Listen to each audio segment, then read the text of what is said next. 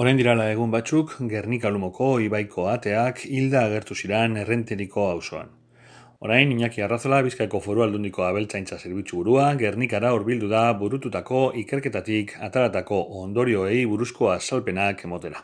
Gentia arduratute dau, gehiago be errenterien, ze akabuko hastien pato asko agertu dire hilde. Da, bueno, Iñaki gezen hauen berbatzo, Iñaki Arrazola dago hemen, bera da jefe de servicio de ganadería, Foru Aldundi zen, eta berak esplikeko dozku segaitxik gertatu dan hori gentie ez altereteko. Oin dala, azte pare bat edo, eldutxakun albistea zelan errenteriko errekan dauzen patoak hiltzen hasi diesela, eta hainbat pato agertu direla hilde, eta bueno, ze izan leheken.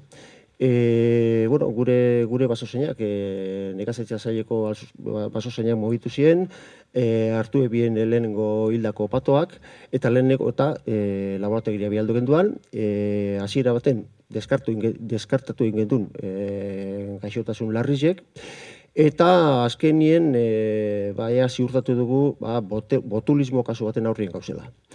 Ez da hain arraroa, udan eta ur gitxi, errekak eta ur gitxi dauzen lekutan, uretako hegaztietan botulismo kasuak agertzi. Uribarri Arabako aldien eta udero ekiten dabe horrelako kasuak. Azkenean, ur beroetako eta ur gutxi dauzen lekuetan, azpiko lodoa edo fangoa edo loie bakteriaz beteta dago. Eta hau bateria batek eragiten dago botulismo kasuak.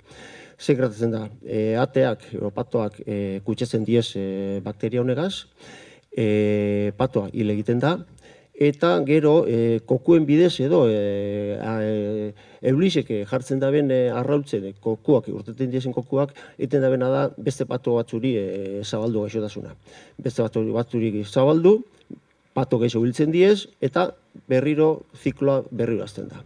Beraz, garrantzitsuena da aldan harinen hildako patoak erretiratzea. Horretik, jenteari, lehenengo eta behin esan behar da jenteari, ez dala osasun publikorako arrisku bat, atean dagoen arazoa dakagula, dala, eta bestalde, hildako animaliak agertzen direnean, patoak agertzen direnean, lehen erretiratzeko, abisu emoteko edo bai udaren bidez, edo zuzenean aldundizeri, gure basozainak patoak ziklo hori mozteko aldan harinen erretiratzeko, eta besterik ez.